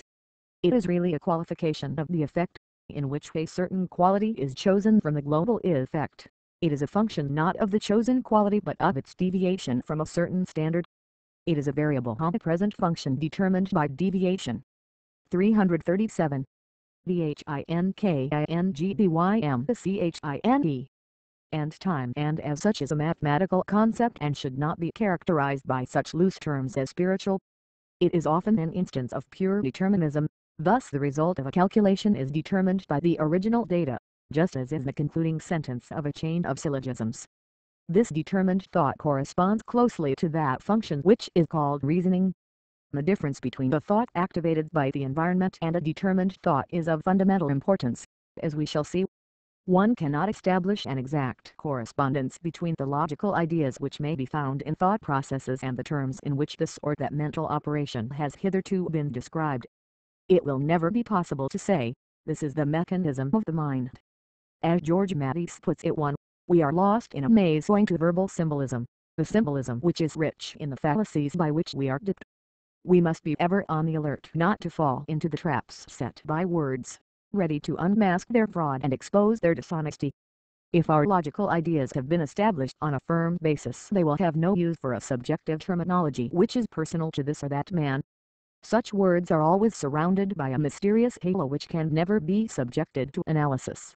It would often be preferable to coin new words for those that have had centuries of ambiguity and which cannot be employed usefully to express rigidly precise ideas. For the lack of such new words, we are obliged to use such a dubious word as thinkin' on the title page of the book. Let us acknowledge once and for all that there can never be such a thing as mechanical thought, in the sense that we usually employ the word thought. Each of us, probably, conceives it in a different way. There will be a machine one day which will be capable of exercising this or that function of our thinking with either greater or less facility than our brain. It will remain impossible to reproduce the complexity of brain function by a complex of such mechanisms and, still more, to impart to the machine thought, a specifically human quality. On the other hand, A study of logical functions in terms of either utility or experimental machines will be both interesting. 1. George Matisse, Identité du monde et la connaissance précise universitaires PII 2. 338. The TDHELEVELVHUMBNFUNCTIONS. And rewarding, it would mark the revolutionary epoch in psychology. Machines designed for a special operation might well be superior to man in respect of this function alone.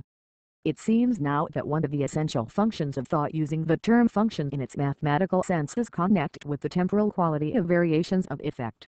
The occurrence of such variation involves a reference to some particular standard quality, and such a reference must in itself be at the mercy of contingent modifications of the retroactive impulses. Even if such questions should ultimately permit a more exact formulation than is at present possible, the polemic between idealists and materialists will be in no way settled. There will still remain the fundamental problem of consciousness. It seems to us to be impossible for a machine ever to be conscious of being a machine. This problem cannot be settled in terms of mechanistic logic. It remains a metaphysical problem, and, however much metaphysics recedes before the advances of such logic, the problem of consciousness is likely always to remain a metaphysical question. Still another problem remains to be dealt with, and that is illogical or irrational human behavior. It seems that man has the power to set aside his final goal of equilibrium, and that he can voluntarily put himself in a state of disequilibrium. He can voluntarily starve himself to death. When we first discovered the science of cybernetics, we were tempted to believe that a machine constructed to avoid fire could never in any circumstances seek it. Even though an animal, after a painful experience, will always flee from fire, yet a man always retains the peculiar power of being a hero, a martyr, a saint, or of walking on red-hot coals. Now, of course, M. Liberatus has shown us that this power is not exclusive to man. It represents, in its construction, a compromise between antagonistic tendencies. It can compensate for a negative tension due to the negative tropism of fire by a positive tension based on a memory mechanism that assures it that one possible escape from the dilemma is to say that this is a false problem, that man has no consciousness of himself. He is conscious of sense data, but he has no consciousness of being the effector that conditions them. Is he aware of the functioning of his own brain? 339. THINKINGBYMCHINE. This experience has always had a favorable influence. Thus, it would mimic the action of a man who would plunge into a burning room to rescue his child. An animal, it is true, can overcome its fear of fire in another fashion, as when it is trained to leap through a flaming tube, but it is so goaded by the fear of the punishment that would meet its refusal. Man, on the other hand, has a power that is very different. He can condemn himself to be burnt for an ideal, to prove his willpower, his freedom. Since any tendency to disequilibrium is unthinkable, it has to be admitted that abstract factors participate in his equilibration, or, to put it more exactly, such abstract factors send in their messages just like concrete factors, or, in yet more precise language, a concept may balance the sense. Datum. It is possible that M. Liberatus will throw some light on this problem, which is the problem of idealism. Who could predict the exact behavior of a machine that had been endowed with a very considerable number of units? We are thus led to postulate an influence that would act on the higher cerebral mechanism side by side with its present perceptions, with its memory and its intelligence, which would not only affect the past, the present and the future, but would be outside time as an ethical principle. Materialists may triumphantly assert that spirit may be envisaged as a function of matter, in that the cerebral activity is that of the mechanism. The idealists will exultantly claim that the influence exerted by the soul may just as certainly be experienced as material influence, since without such spiritual aid certain feats of human equilibration would be impossible. The problem narrows down to this: when a man proves his capacity voluntarily to resist the power of present, past or future, whence comes the influence that allows the re-establishment of absolute equilibrium that is inevitable? 340. CHPTRXV. The highest degrees of automatism. ONCE. Upon a time a man set out to construct a human brain. He had at his disposal a number of marvelous machines, and he had invented several others, calculating machines dealing with 186 types of problems, machines capable of the operations of logical thought, those that could predict the future on the strength of information received from sensory mechanisms, machines of universal memory which could deal with the sum of human knowledge, a machine capable of playing chess or bridge or doing crossword puzzles.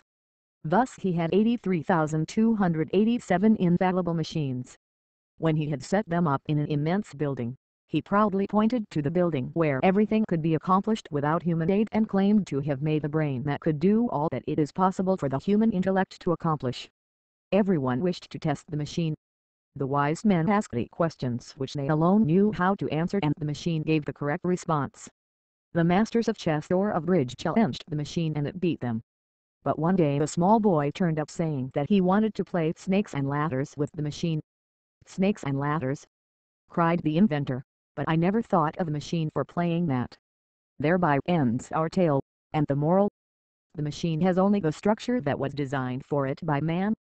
If it sees, it is by virtue of the photoelectric cell given it by man. If it hears, it is because it has a microphone. In other words, it is man who has made it what it is.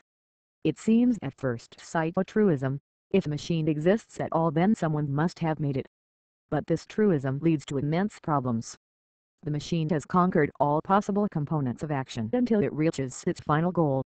Here it is arrested by the supreme component, which is the effector itself, that which will 3 4 I THINKINGDYMCHINE answer the question as to what should be done. Confronted with the material with which something is done, we are obliged to postulate a force that does it, that determines the activity of the component of the machines, that sets the electric resistance at 21 ohms or puts a brake on to determine the activity of certain factors. The machine will never be able to tell who directs its activity. By definition, the machine is artificial and man is its artifex. At this stage it finds itself in the same dilemma as man. It reaches the same logical impasse: neither he nor the machine can create themselves. M. Liberata is no more the mistress of its photoelectric cell than man is the master of his eye. The machine has no more set its resistance at 21 ohms than man has regulated the length of his optic nerve. There is, however, an immense difference between man and the machine. Man made the machine, but who made man? There are 2 ways of answering this burning question, both of them logical.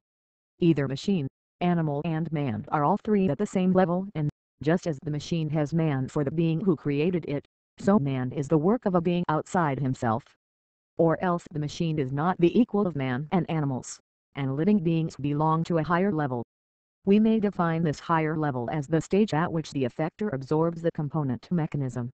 It is the level at which the maker becomes immanent in the mechanism.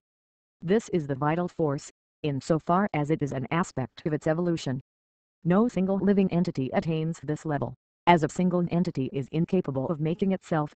It is the totality of the long line of living ascent that we must envisage. If this living line evolves from a simple matrix, one may say, in fact one must say, that it is its own artifex. Evolution, considered thus, appears to be the retroaction of the effect on the process of determination of the organs of the effector. The living species, if it evolves, is a mechanism of the 7th degree. It has achieved the power of making itself. To recapitulate, a force that has up to now been a contingency outside the system comes to be integrated in the resultant activity. Whereas up to now such contingency appeared to be an outside force, partially determining the activity of the effectors, now, in terms of the 7th degree, it is controlled by the effect in the shape of a feedback. It is not a 342. The HEHIGHESTDEGREDS of the UTOM the TISM. Question of inquiring into the nature of evolution. We are entitled to say that if evolution is a reality, it is in the nature of a feedback modifying the program of the factors. The effector, then, creates its own organs and, above all, those that sensitize other retroactions. Not only is it its own program maker, but its activity modifies the environment both as to the nature and intensity of those qualities with which it necessarily reacts.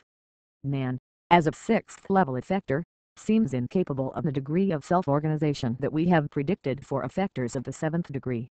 He could certainly not provide himself with a peripheral organ of vision, but he can aid his eye by giving it various auxiliary mechanisms enabling it to see further, to register ultraviolet rays, to see in the dark, Likewise, he creates machines that are extensions of his organs of activity. Thus, indirectly, he is master of himself, developing his sensory approach as well as that of action, and he integrates into his system the resultant expansion of his world. To put the matter in more precise terms, we have seen that totally determined machines must always, in the end, be governed by a human operator, who will note their perfect romances and, when necessary, correct their various activities to ensure efficient working.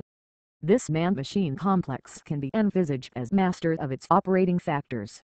At this highest level of automatism, man and the tools with which he equips himself form a seventh-degree complex. Thanks to its progress in science, the human race is still evolving and arming itself with forms of sensibility and activity that expand its possibilities and reduce its limitations. The result of such technical advances is of very great philosophical importance. We are far from sharing the fashionable disbelief in progress. Does matter arise out of the void?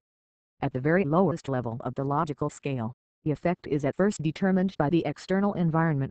Next, it is organized by internal forces. This is the level of organization. Then comes the great mysterious leap in the life process, the appearance of a mode of life which is internal. He determined the level of 343. THINKINGDYMCHINE. Internal determination. This logical progression has only one source of energy, the retroaction of the effect, the retroaction which has its roots deeper and deeper in the process of development of the effect, the retroaction at first acting on a single factor fourth degree, then on the whole determined mechanism fifth degree, then on itself sixth degree, and, finally, acting with the totality of the life force on the determination of the factors seventh degree. Beyond this, there remains only one component of vital activity that escapes control of the effect, that remains external to the mechanism and even to the activity itself. This is matter. It would appear that here we have penetrated to the inmost circle, and logic can do no more. Matter just is. Matter is the fundamental datum. The mechanism that can create matter is inconceivable, yet some do attempt to conceive it. Pete Jordan in Germany and, in Britain, Fred Hoyle and Raymond Littleton, whose broadcasts in the BBC program attracted so much attention in English-speaking countries. The startling astronomic thesis of these two young Cambridge mathematicians amounts in fact to a theory of self-creation of matter. The galaxies separate from each other by expansion of their spatial interval. In this space the intergalactic gas becomes more and more rarefied and matter is born in this void. A curious revival of the dictum that nature abhors a vacuum. Hoyle and Littleton have given a precise mathematical form to this synthesis. In explaining the essential principles of the mechanism on a wireless, Hoyle said that new matter is ceaselessly created so that the density of the fundamental matter may be kept constant. So that it may be kept constant. This sentence has a familiar ring. If it be true that matter creates itself, it is due to negative retroaction. Thus, the eighth degree exists, a level at which matter, the substratum of activity, creates itself, acts on itself, so to speak. So, just as the simplest feedbacks correct the deviation by virtue of the deviation itself, just as in the marvelous systems of equilibrium of physiological organisms, antibodies are created by antigen, so matter, born in the absence of matter, would be, so to speak, the antibody of the void. What seems certain is that the Hoyle-Littleton theory is a magnificent example of the principle of antagonism which 344. The HEHIGHESTDEGREDS of the UTOM the TISM was envisaged in France by Stephen Lou Pascal. This logician considers that every phenomenon is linked to its antiphenomenon. Mathematical logic led him to this causality of contradiction that we have noted in all retroactive mechanisms. This meeting of widely divergent roads on common ground is the more surprising when one learns that Hoyle and Lou Pascal were unacquainted with one another's work. Everything seems to occur as if the world were organized by the mutual fertilization of a negative retroaction tending to entropy and a positive reaction which engenders differentiation and tends to it naturally. The negative tendency is to universal constriction and the positive to universal expansion. Our world is what it is because the positive and negative principles have combined to make it. One may mention in this connection the ancient Chinese concept of Yin, female, and the Yang, male, the first representing the principle of equilibrium and the latter the principle of force. This is the same thesis as that offered by the logic of effects to account for the two fundamental forces of statics and dynamics, of rest and effort, of stability and instability, of differentiation and equalization, of contraction and expansion. But if we find ourselves agreeing with the Oriental mystics, it is not because of any nebulous views on spiritual existence. We started off solely on the fundamental concepts of the machine. The reader has been present from the beginning of these concepts, for we have wished him to tread along the same path which we took in order to arrive at an understanding. The principles which have been advanced might have been arrived at by metaphysical consideration, had they been founded on thought alone, but, founded as they are a posteriori not a priori, on consideration of the mechanical functions of machines, they are of absolute authority. The qualities of freedom. The time has now come to look back at the different degrees of automatism. The term automatism as applied to the classical machine is controversial. It attains its real meaning in the higher level mechanisms. The machine that regulates the function of one of its factors may be said to be taking the first step in self-government. 1 Vide Supra. 345.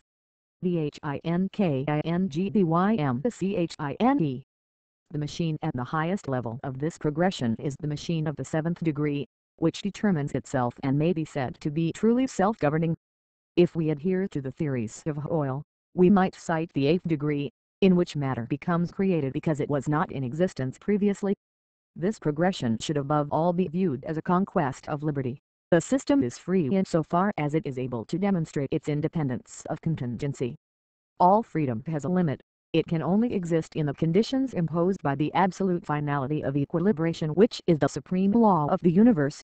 One might be tempted to talk of degrees of freedom, but it would be preferable to use the term qualities, and it is only in terms of each quality that we can talk of degrees. However much we may wish to avoid anthropocentric reasoning, it must be admitted that the 8 degrees of automatism postulated here are not free from this taint. It is indeed almost impossible not to emphasize those entities that are essential for human functioning. Thus, the third degree machine is sensitive to any condition that sets it functioning, but if the condition to which it is sensitive were not as to the end goal with which we had endowed the machine, we should be inclined to call it a second degree machine which was functioning badly. Similarly, between the simple feedback of the fourth degree which modifies a single factor and the multiple retroactive linkages of the fifth degree which modify the majority of the factors, there is no fundamental difference in the efficiency of the retroaction. The only really logical classification of effects would be one that corresponds to the qualities of freedom involved. I know freedom. All effects determined and the effect the outcome of the factor's first 3 degrees of automatism. I. Freedom with regard to the factors. The effects organized. The effector machine can of itself determine how to solve the problem.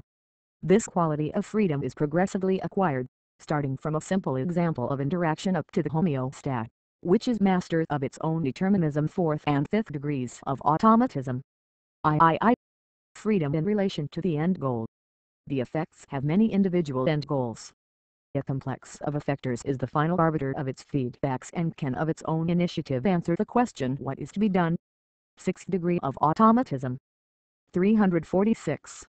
The HEHIGHESTDEGRES of the UTOM the TISM. IV. Freedom in relation to the organs of the machine. The effects are self-determined.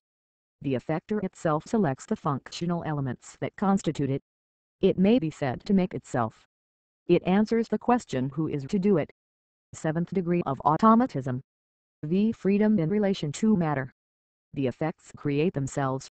The effector actually makes the matter of its activities. 8th degree of automatism, which depends for its existence on confirmation of the theories of Hoyle. It would seem, then, that there are ways of freedom, one might even say different forms of liberty. The freedom that answers the question how can it be done, that which answers what is to be done, and that indicating who will do it. To cite a concrete case, I want to explore certain parts of the world. I set off. How shall I travel? I shall be free to travel by any means I choose. If I have a well-filled purse, I can't charter a private airplane, or, if I so desire, I can't just set off on foot. That is to say, I have freedom in relation to the factors in answer to how. Freedom in relation to the question what shall I do? is quite another matter, another quality. My instructions may have been to proceed to Bordeaux or Lyon, to a certain district or a certain house in one of these towns, or perhaps to travel elsewhere in France, Europe or the world. The freedom that answered the question "How shall I do it?" opens the door to the freedom that answers "What shall I do?" Just as an interplanetary rocket would confer on us the freedom of space within the limits of the solar system. The higher liberty depends for its existence on the lower liberty, but this does not mean that all possible forms of the higher liberty must necessarily be involved. The goal of my journey may be strictly defined even though I possess freedom of locomotion. The freedom that answers the question "Who?" cannot be ours in its entirety. No human being is completely master of his executive organs. It may be necessary to assist our organs to answer the question "Who?"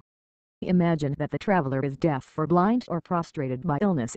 He will be less able to fill a role than the traveler well equipped with sound sense organs. Man is engaged at present in perfecting the Who.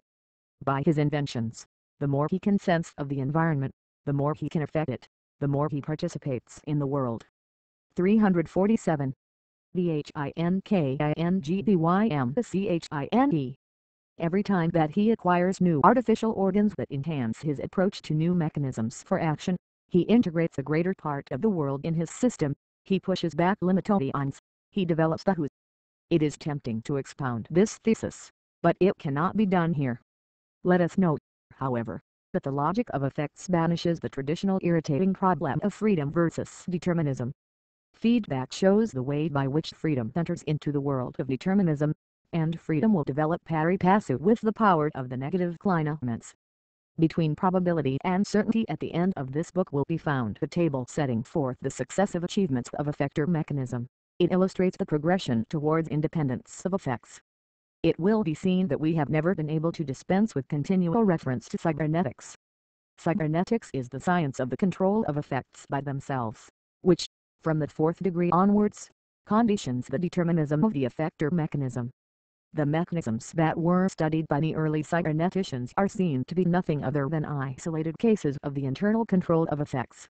This book has attempted to demonstrate that the principles of such mechanisms are applicable to anything in the universe, no matter what its nature, so long as it does more than mirror, and in fact reacts to any change in its relations.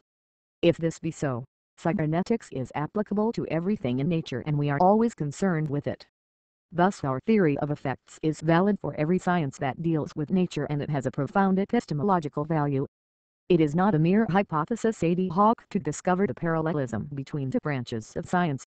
It is more than a theory. Hypothesis and theory are in essence conjectures elaborated by the mind. Here, on the other hand, we are dealing with certitudes, with a logical system, with an instrument of precision for the eventual construction of theories and hypotheses. This SYSTEM is not just the bridge between two disciplines, it forms the foundation for all those sciences that do not deal with pure determinism, that is to say, all sciences other than mathematics. By the aid of mathematics we are able to study the laws of causality or, more exactly, the effects due to causal function. 348. The HEHIGHESTDEGREDS of the UTOM the TISM. Thus the factors involved need only to be considered from the statistical point of view. The only law applicable to the calculus of probability is that of Gauss which, of course, necessitates a frequency curve. It will then be possible, by studying the curve, to decide in what degree variations in the effects, due to pure chance, are modified by the internal functions of the mechanism. The probability of the occurrence of an effect calculated for independent factors will be different from that where the effect is controlled by climates and hence the causal field may have been either increased or diminished. This type of assessment represents a triumph of mathematical reason in a field that has hitherto been one of statistics only. Louis Batchelor saw the importance of this in a treatise on the calculus 1 of probability published before 1914. He wrote, "The calculus of probability should not be confined to the study of pure chance.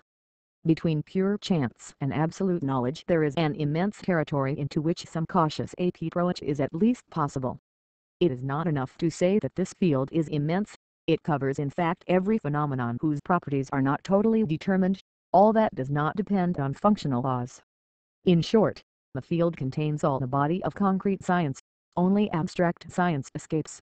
As far as real phenomena are concerned, the linkage of their factors in the domain of causality can never be entirely free from some relation to probability.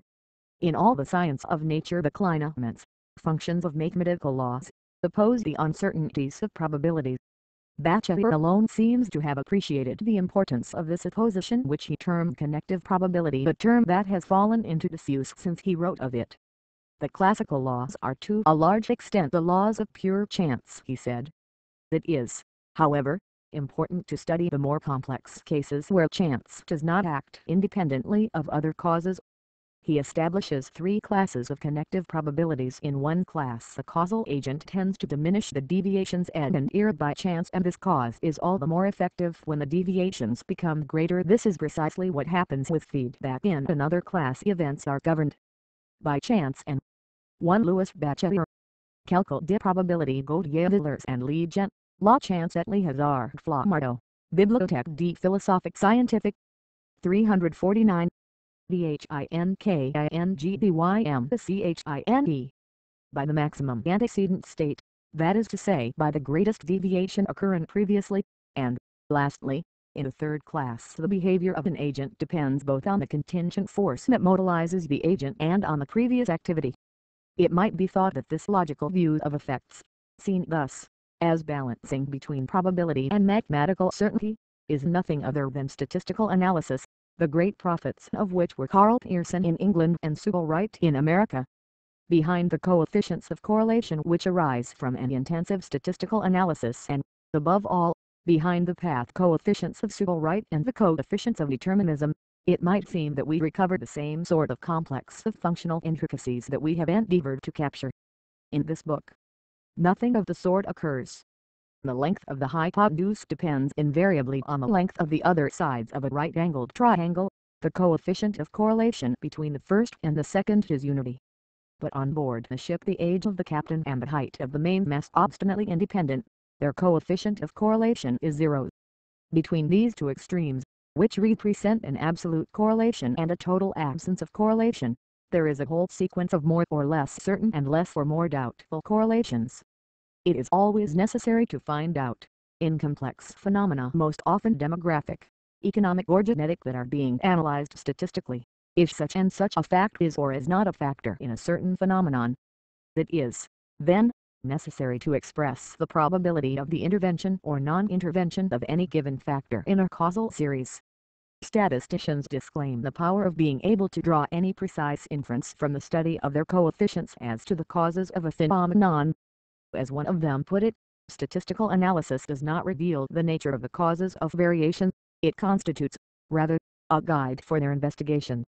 1. Let us suppose that the temperature is rising in an enclosed space, a piece of wire is expanding and the vapor pressure of a liquid is increasing. If we measure one or the other of these changes at certain intervals, we shall discover a clear-cut correlation between the expansion of the wire and the vapor pressure. This does not mean to say that the first phenomenon 1 and 6 0. La Statistique Presses Universitaires. 35-0. The HEHIGHESTDEGREDS of the UTOM the TISM is the cause of the second or vice versa. We might, perhaps, be inclined to think so, if we did not know that both are the effects of a common factor, heat. When a statistician has to study poorly investigated problems, the common factor may be entirely undiscoverable. The logic of effects is something quite different. It is not concerned with eliciting the probability that any particular variable is a factor in a given case, but with deciding how, when the factors of an effect are known, their relationship to each other affects the probability of their cooperation in the phenomenon in question. On the one hand, we study the probability of a certain causal sequence, and on the other, the probability of a certain result where the causes are known. The logic of effects. The logical study of effects offers the satisfactory and necessary explanation of the many special laws in various disciplines. One would have to discern in these laws both the accidental attributes and the essential principles in order to discover the logical basic principles which have been dealt with briefly in this book. Many laws in other sciences, even if they are not entirely illuminated by these logical hypotheses, will, at any rate, be made more apparent, no matter how different the sciences may be in content, from physiology to geomorphology, or astronomy to psychology, not omitting metaphysics, which in adopting the methods of logic, becomes a science.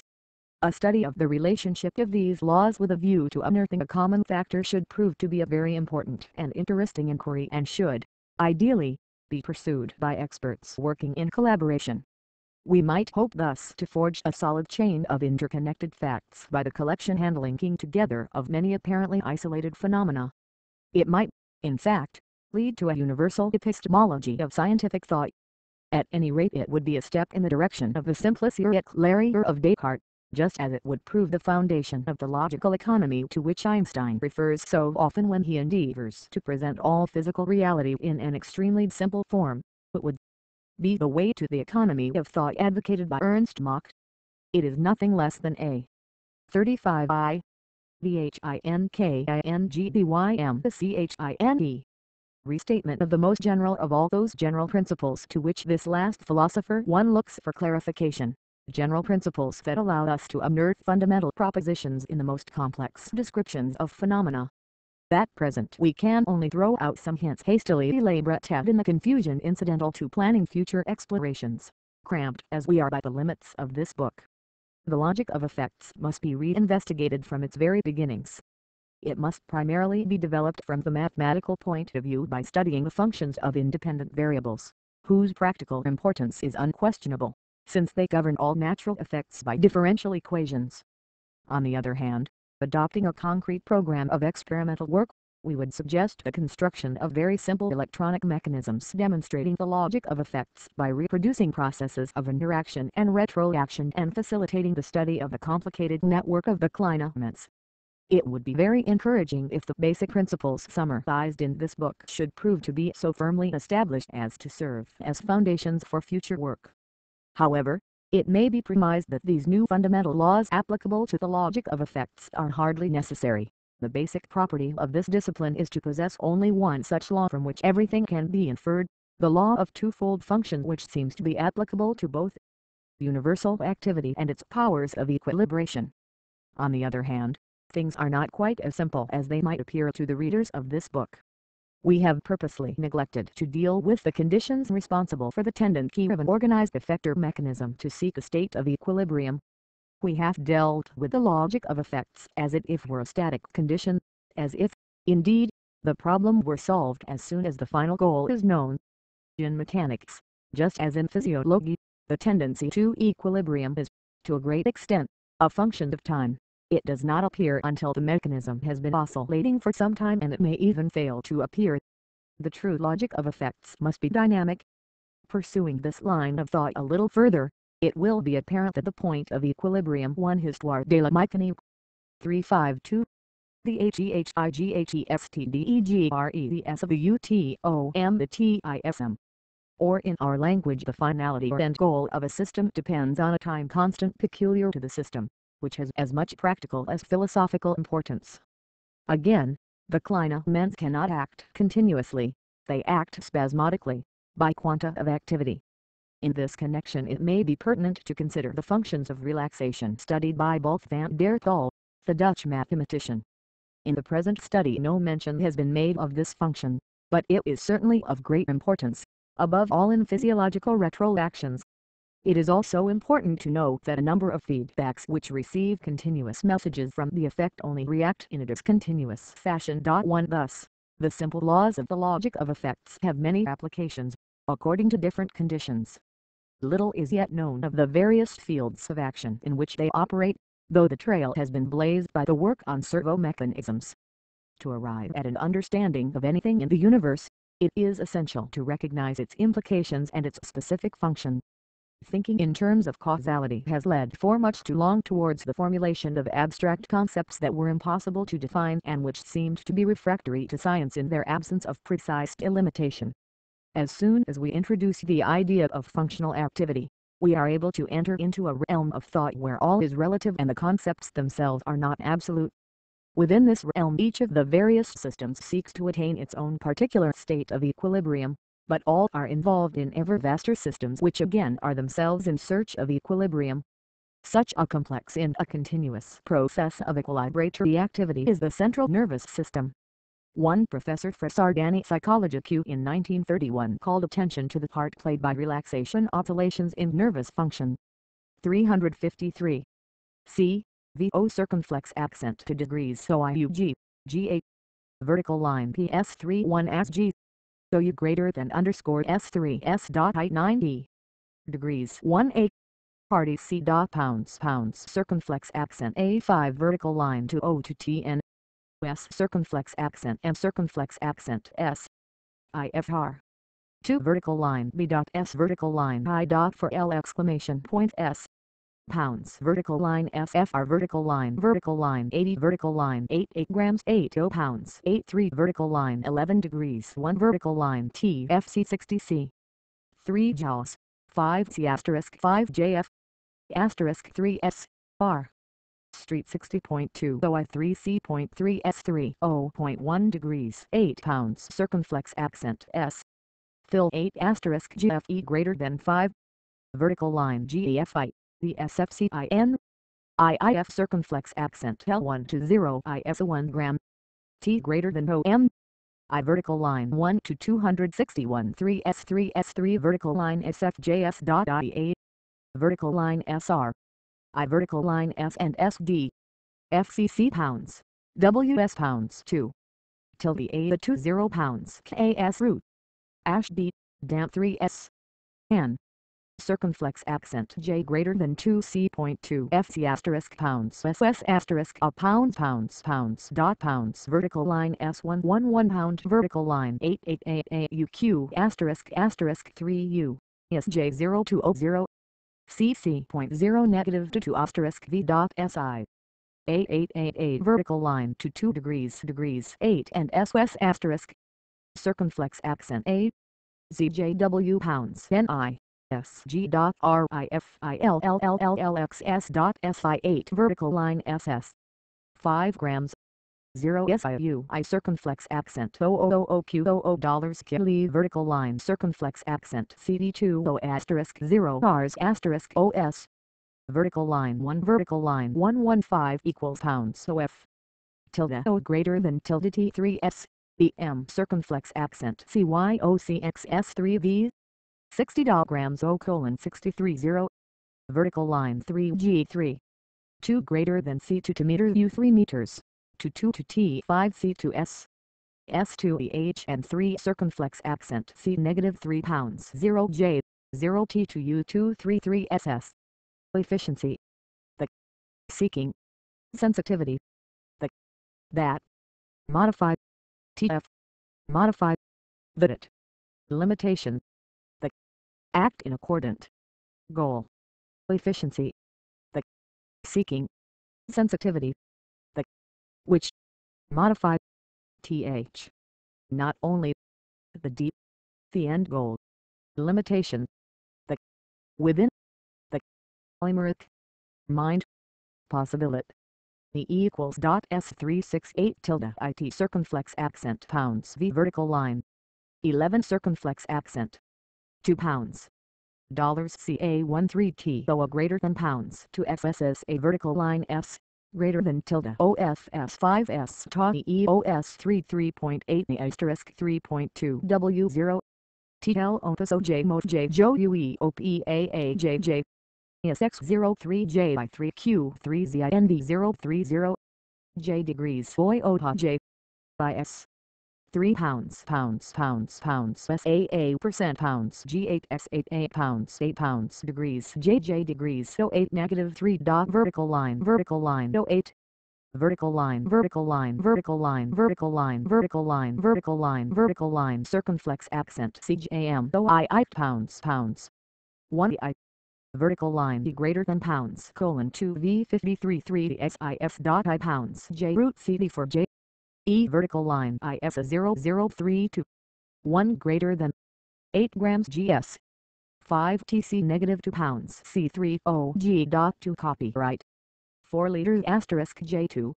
Vertical line pounds TIL vertical line S a circumflex accent SGA sob SII dot 53.